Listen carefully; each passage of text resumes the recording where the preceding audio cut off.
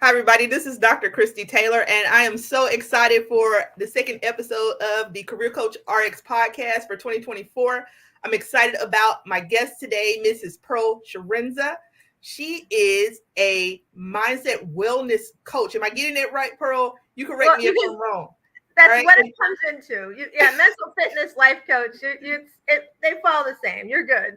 Well, I'm so excited to talk to you today because we really just became the offset from a awesome vision board party where we talked about mindset, and I guess that's why even though I have it here in front of me, that's why that word just came to mind, right? And we talked about setting the vision for 2024. Now, I would be remiss in this episode if I didn't start off with just saying, guys, I want to dedicate this episode to my cousin Letitia Wilson, who recently passed away, who was always her authentic self in everything that she did. So this is a very befitting conversation today as we talk to Pearl a little bit about being your authentic self, not being a people pleaser, and how we as women can lead the way in making sure that we set the example for others in a workplace and in an environment from a mindset, mental fitness perspective. That's a great title for a coach, mental mindset coach.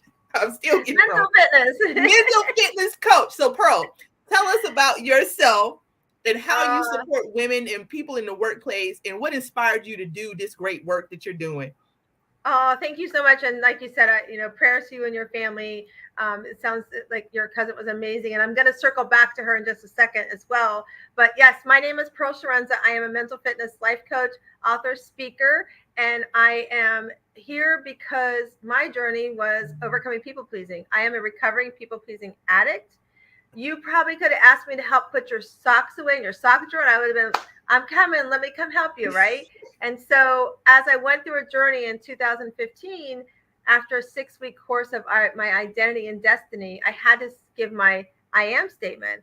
And at the end of my I am statement, my friend that I met in the course, she called me out and said, I still hear nothing about Pearl because you didn't hear me in my intro say that I'm also a wife and I'm a mom of two boys. One is 24, and my other one, we unfortunately tragically lost him 18 months ago in a car accident. His name was Matthew, and he's forever 25. And so I am also married to my husband of almost 40 years. So you heard me say those titles after who I was. That's a big part of why I coach and do what I do with the women that I work with. Whether you're a CEO professional mom or you're a CEO mom that's running the household business, because if I'm going to talk to you first, if you're at home and people say, well, you're just a stay-at-home mom, you correct them right now and tell them, nope, I'm running the business of my house. And if you're a CEO professional mom, you are running two businesses. You're running a professional business and you're running the business at home. And it's not meant for you to have to do everything at home. And that was a hard lesson too in my people pleasing recovery, is to understand that I can empower my family, my husband, and my two amazing boys to be part of the business of running the house.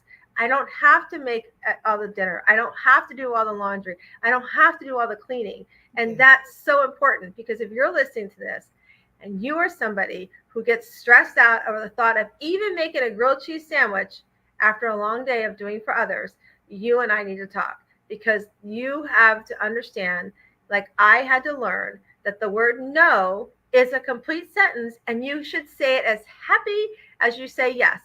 And for me, what took me down that path, Dr. Kristy, is I had to take something like a rock, and I have it at home. I'm actually at a great event right now, but I had to take a pebble and made a commitment to move that rock 3 times a day to say no to something or someone, so that when I said yes, it was something I really wanted to do.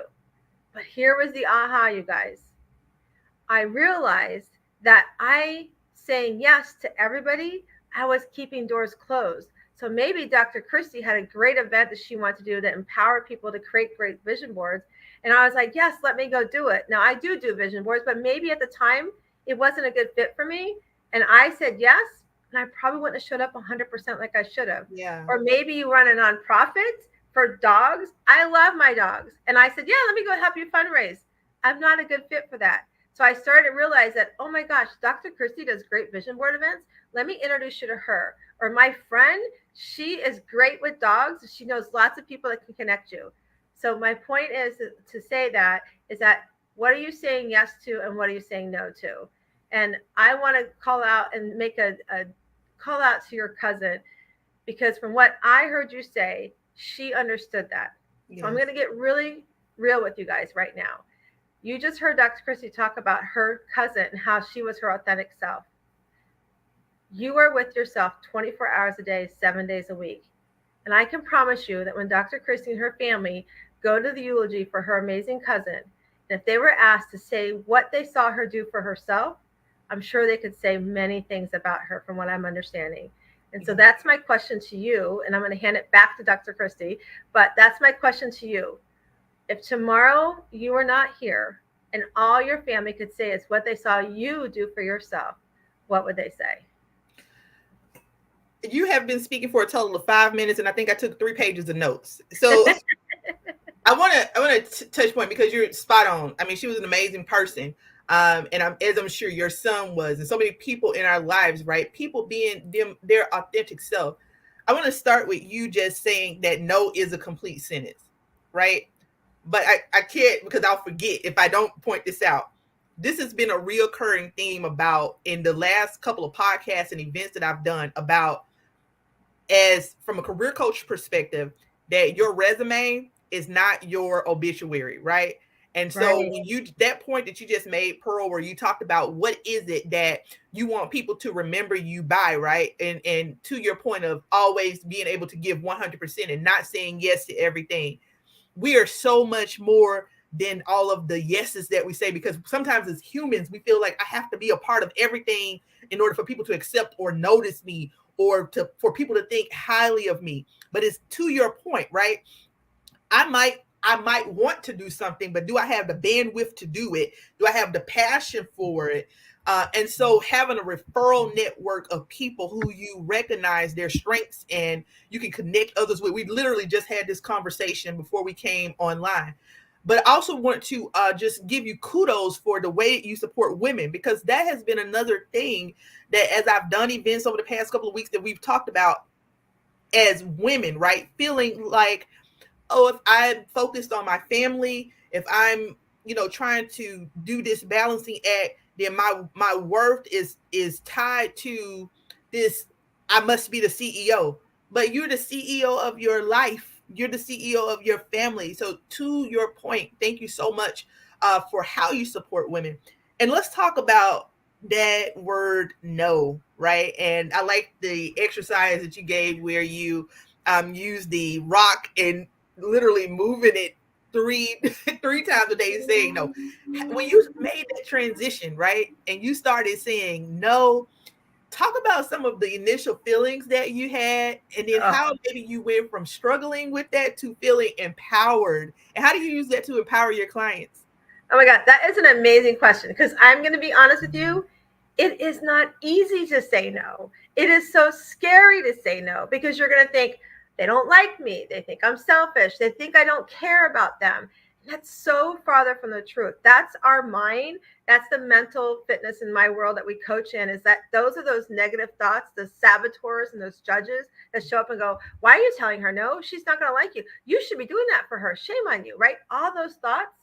But listen, the way you sage that is part of the coaching program that I do. Is we talk about things you can do simply as like rubbing your fingers together, just to kind of take some time out, understanding and saying to yourself, if I say yes to that, I'm not going to be happy, and I'm not going to get the things I want, and I'm not going to show up.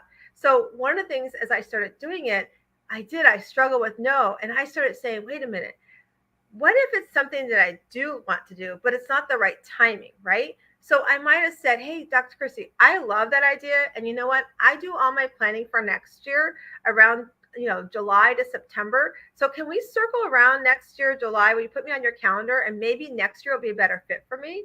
So maybe it's something you want to do, but it's not a good fit right now, right? It can be no, not now, right? But it also can be straight no. Oh my gosh, Dr. Kristy, that sounds like an amazing event. And you know what? I want to be able to do that 100% for you. And it's just not something that's calling my heart right now, right? And then maybe you do know somebody and you say, but Dr. Kristy, so-and-so, oh my gosh, she would be perfect for you, or he would be perfect for you. Let me make the connection. That was the aha for me. I realized I was keeping doors closed, but I could open the doors, and I became what was known as the connector. people would say, oh, ask Pearl, she'll know somebody that might be able to do that, right? And it's so important to understand that that's our own self telling us that no is like selfish, that how they're going to think about us. That's our brain telling us that, all those negative thoughts.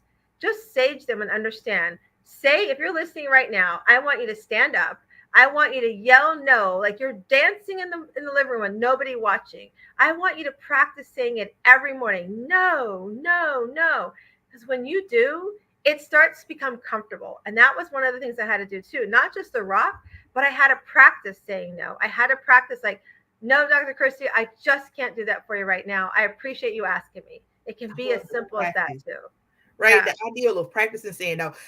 We both do mindset coaching. I do it in the context of, it sounds like, when you talk about mental fitness, it's also incorporating the holistic life coaching perspective, right?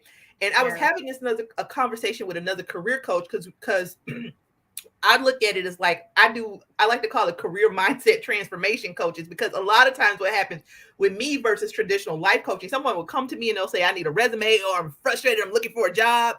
And we'll start with those pieces. Okay, you need a resume, but then I start asking questions, which opens up the can of worms, versus when somebody comes to you from a traditional life coaching aspect, is usually really broad. And then you are asking the questions to narrow it down. Right.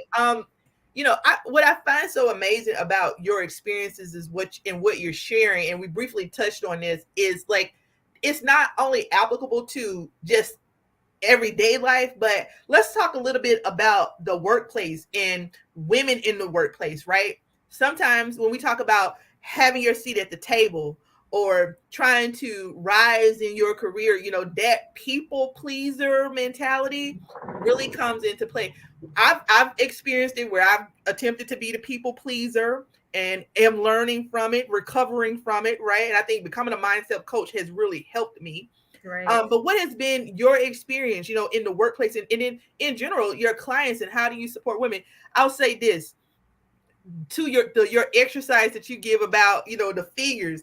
I had a client who I was working with, and we were talking about setting boundaries and the art of saying no, right? And I use a little certificate app on my phone, and I was like, this week I want you to say no 10 times to people. And when you report to me back the instances where you said no, I'm going to issue you a hell no Bravo award certificate. I love it.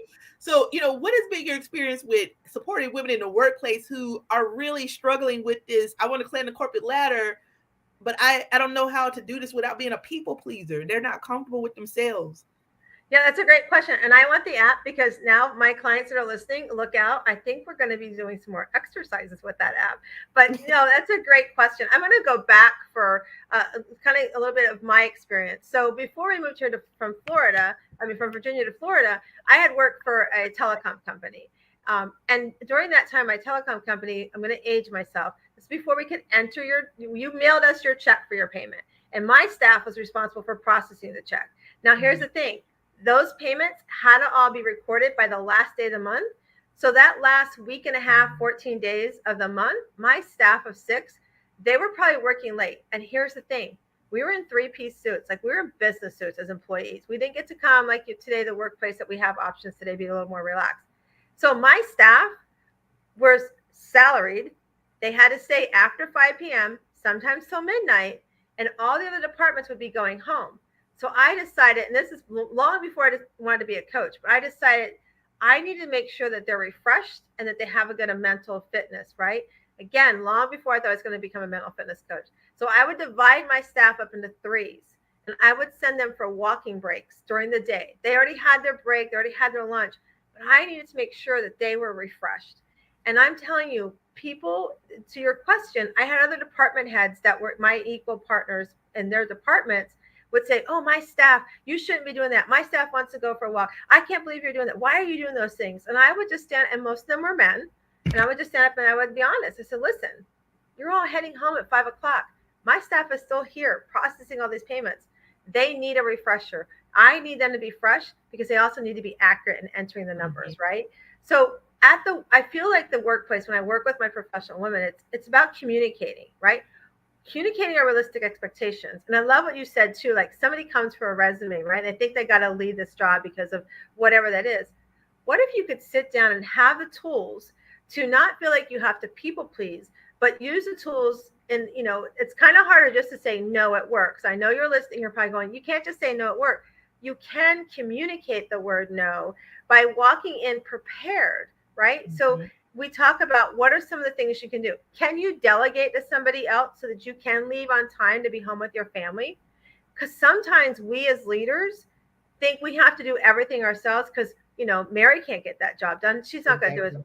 What if you were the person empowering Mary to step up and become a bigger leader than what she already was by delegating her a task and then working with her on that task, like communicating to her, what are your expectations with the task, and have a check-in with her, right?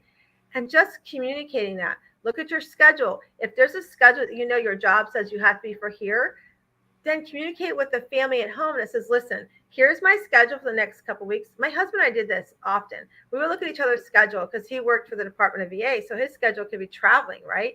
And we would say, here's what the next couple of weeks look like. Where can we support and balance each other out, right? And then we would even communicate with our kids. Listen, mom may not be at that football practice because of whatever the reason is. So just so you know, be aware that I'm going to be there instead, right? So it's all about communicating. And when we learn to communicate, then we can even step into that word no. And that's actually part of my Shiro League that we do, my Shiro program. That first letter stands for S. It's becoming stronger in stepping into the word no and stepping into the conversation, the communication that allows you to relieve the stress that you're carrying because you're so afraid it's not going to get done or how somebody's going to look at you. They're going to think all the thoughts we've been saying, right? And the thing is that when you can step into that, start communicating, start understanding no as a sentence, then what happens is instead of getting mad about the grilled cheese sandwich, you become happy and go, you know what? I have time to do that grilled cheese sandwich. Let me make that for you right now, right? You walk around, you're a happier person, less stressed, right? We as women carry so much on our shoulders. We think we have to carry, but we don't empower others to be part of our team. Then as you start doing that, you become empowered. You become empowered to maybe you want to start a business. Maybe you have a business because many times I hold a retreat every year. I've had women come to my retreat and realize the business that they were doing is not their passion. They've gone home, closed up that business and started their passion. What if you're empowered to do something you left on the shelf? Or maybe you are at that job you don't like and you go and you say, Dr. Kristy, I need to change my resume because I'm not happy and this is what I want to do. You are now empowered to make that change. But here's the really cool part. As you become stronger, as you become happier, as you become empowered, that stress goes away. You walk into a room and people go, wow, what's different about you, Sue? You have you lost weight? Did you cut your hair? You've got like this glow about you. You're becoming radiant. Like you are walking into this belief that I can do whatever I want to do because I know how to say no. I know how to put myself first. But here's the cool part, the O. You now are that original person that you were brought into this world to be, that you had this talent that's in your DNA, that as we grew up, as we listen to all those negative things that we tell ourselves or we hear and accept, we kind of pushed her away. But now you can start walking that original self. You start walking that mountain towards your goal and you're like, I got this mountain. And then when you get to the top of the mountain, you reach the goal, you're like, I can climb down that mountain. I'm not rolling down. I know the tools I need to make it down the mountain to get back up. So that's how you become the Shiro of your life. And that's what I love when I work with women, Dr. Kristy, is to help them walk that GPS roadmap of walking into that Shiro they are. 2 points that you made. I mean, one, it is not uncommon for a client to come to me and say, I want a whole new job, right? And I'm here to support them in that. But one of the things that I often challenge them to is think exactly like what you just said. What can I get from this? And where can I set boundaries? Some of the major challenges I've had in my career has been with my female counterparts, right? Because we don't know, in terms of management, we don't know how to delegate. You don't have to do it all. Effective leadership and developing your people and your team comes from being able to know the strengths and weaknesses, I would say areas of improvement, not weaknesses, of your staff members, right? And being able to develop them. And part of that means to delegate tasks that's going to help to strengthen them, to help to build. So the struggle is already there in terms of we as women at the table feeling like we need to have to prove ourselves 10 times more. But just because you feel like you have to prove yourself, sometimes it's like you said, that is mindset. And even though it might be even realistic, if you have a team of people working for you, you can totally delegate and use it as opportunities for development. And it was just something that you just said that really resonated with me. You threw retreats, and you would have people who would go and they would be running a business and realize that they were not working in their passion, right? Yes. I tell clients from the job, because I'm not an entrepreneur coach or business coach, I strictly focus on the workforce, right? Your job might not be your passion, but we can get you to your passion, right? But it might not be today. We're going to build a roadmap for you. Yeah. And what can you use this job as an opportunity to build and leverage your skills? So but for true. Women that are in the position that you spoke about, right? There's avenues, whether we're in the workforce or entrepreneurs, of pursuing our passion. Those women, those are powerful examples of your influence, right, Pearl, on these women in terms of doing this mindset reset, as I would like to say. So, what's some of the feedback for the women that you've worked with that have done this transition to passion and realizing it's okay to reset and restart? What's some of the feedback that you've gotten from these women about their experiences? I love that question. And I'm going to tell you 2 examples. So I have this one client. She wanted to have a new dining table, and she was okay with keeping the chairs she has. She wanted a new dining table, and she also wanted a particular car. So her and her husband were looking at cars. He had in his head what kind of car he wanted, but she knew what she wanted. So we sat down and we worked through, okay, what is it you want? And let's talk about, like, what is his love language? Like, what are his concerns? His concern was the money part, right? So what we did is we talked about, okay, let's present to him options, right? So we know that his concern was money and the cost of it, and also safety with the car. So we created 3 options for her with the dining table and a couple options for the car that she wanted.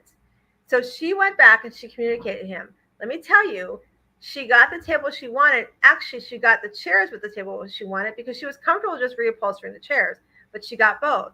And she actually they came to an agreement on one of the cars that they both agreed to. So she found that she had her voice by coming to my retreat. And I want you to know that was the first retreat she attended almost 4 years ago. And she just finished her 4th retreat with us this past September. So that's one example. Another example I want to give you is if you go and watch, they're called the Bethunes. They're also known as Red, White, and Bethune. Jen came to my retreat. She had a tragic family happening. She lost her son, and she was coming to my retreat. Now, my retreats are no makeup and your PJs all the time. And she was like, Pearl, I don't think that I can do this because I have to wear makeup. You see, makeup for her was how she could get through the day. And I was like, you know what? We're going to make an exception. You're going to wear makeup, and part of your story is why you wear the makeup. I want you to know she was so empowered and inspired by the women that were there at the retreat that the morning she was due to speak, she did not wear makeup. And here's the best part. I want you guys to go follow her, because what she did is she came home from that retreat.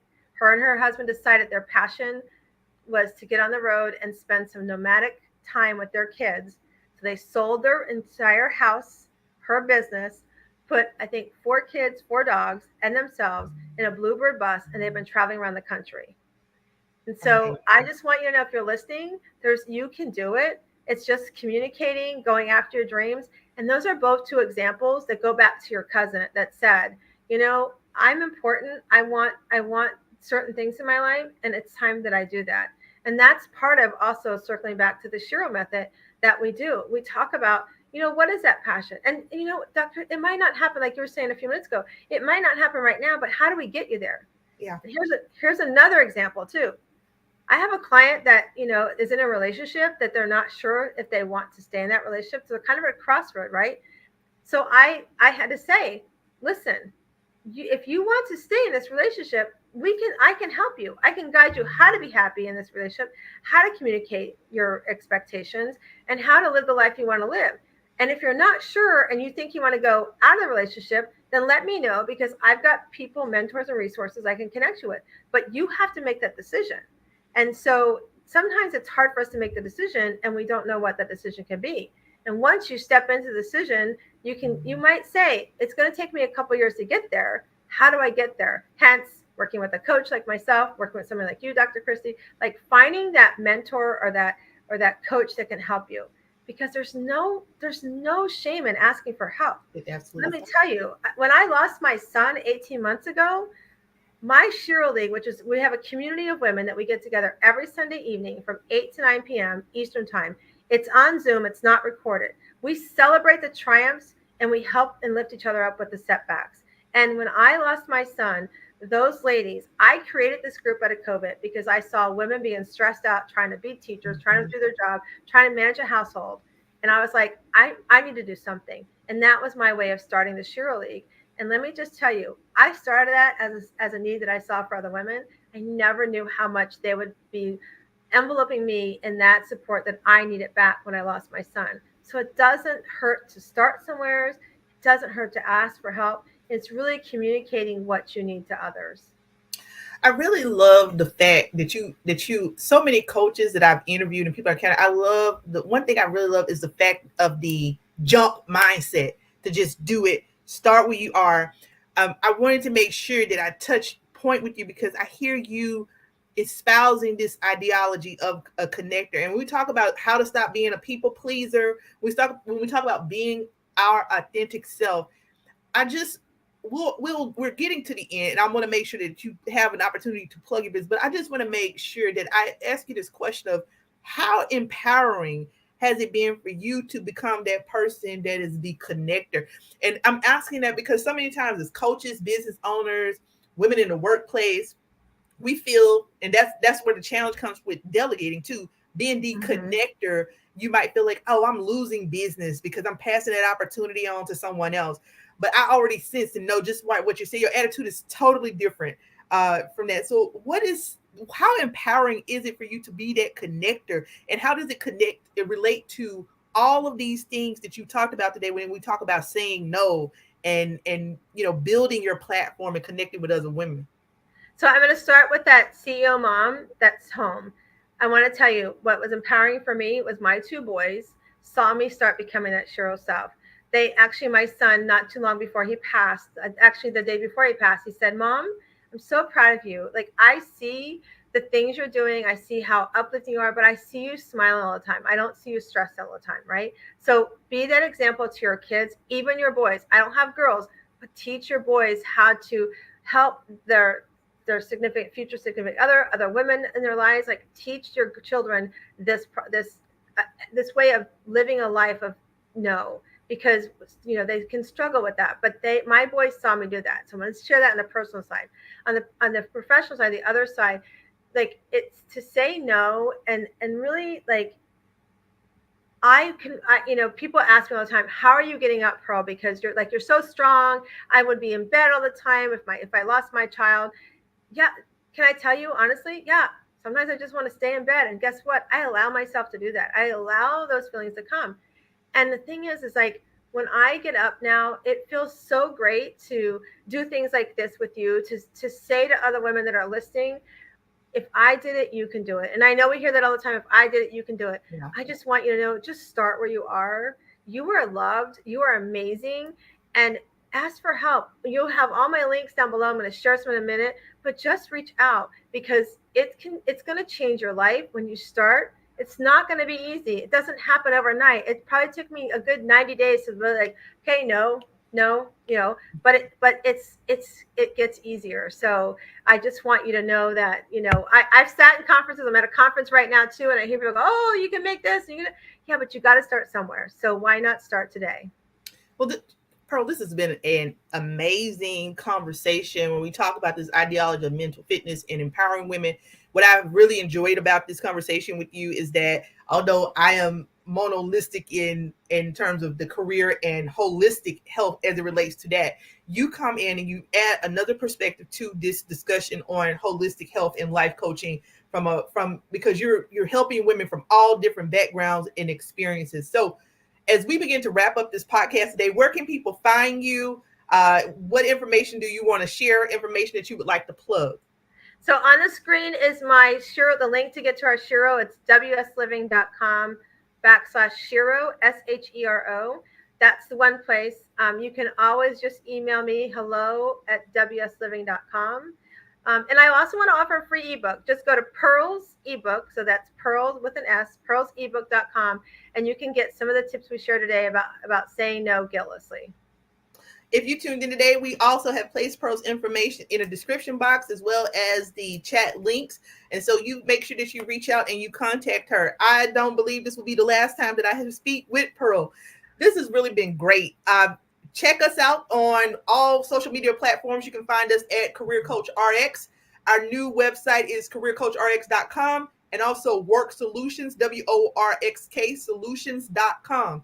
And we are looking forward to more great conversations in 2024. This has been a great podcast. Have a great week.